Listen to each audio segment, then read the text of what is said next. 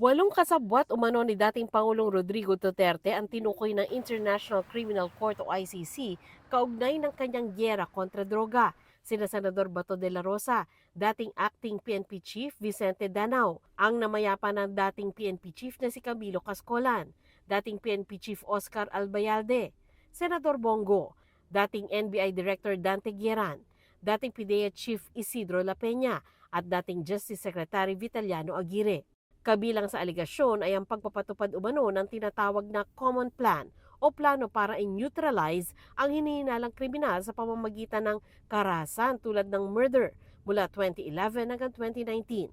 Sa kaso ni Go, nagsimula raw ito nung personal aid at special assistant pa siya ni nooy Mayor Rodrigo Duterte hanggang itinalaga siyang special assistant to the President. Walaan niyang kaugnayan ang mga bintang sa kanyang mga naging papel at responsibilidad bilang Special Assistant to the President at Executive Assistant ng alkalde noon ng Davao City. Dagdag pa ni Go, walang iligal na inuutos sa kanya si dating Pangulong Duterte at hindi rin naman aniya siya susunod sa anumang iligal na utos mula kanino man. Iginiit din sa press release ni Go na ang kanyang mga responsibilidad noon ay administrative at clerical lang at hindi konektado sa police o operational matters. Sa sesyon ng Senado nitong Miyerkules, nakita pang dumalo si Go.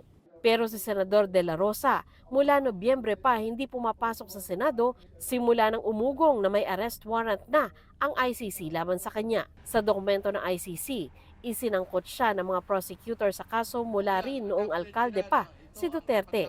Siya naman ang nakaupong hepe ng Davao City Police noon at kalaunay naging PNP Chief.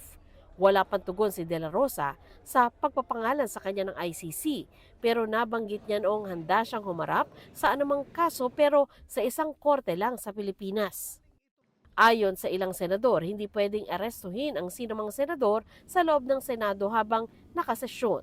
Pero kung nasa labas ng Senado, maaari bang mangyari ang ginawa noon kay dating Pangulong Duterte? I believe in the previous arrest, nagkaroon kasi ng sense na na-exhaust yung remedies dito.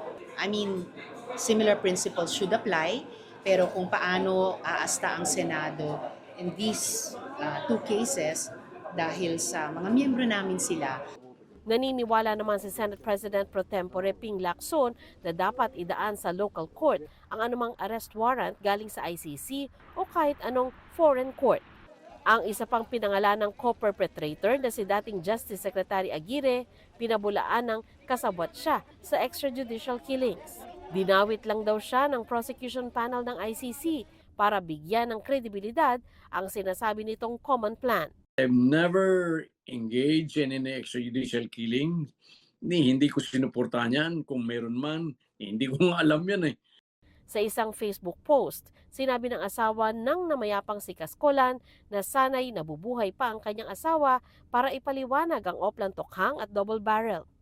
Sinusubukan pa naming makuna ng pahayag ang iba pang pinangalan ng co-perpetrator pero wala pa silang tugon sa ngayon.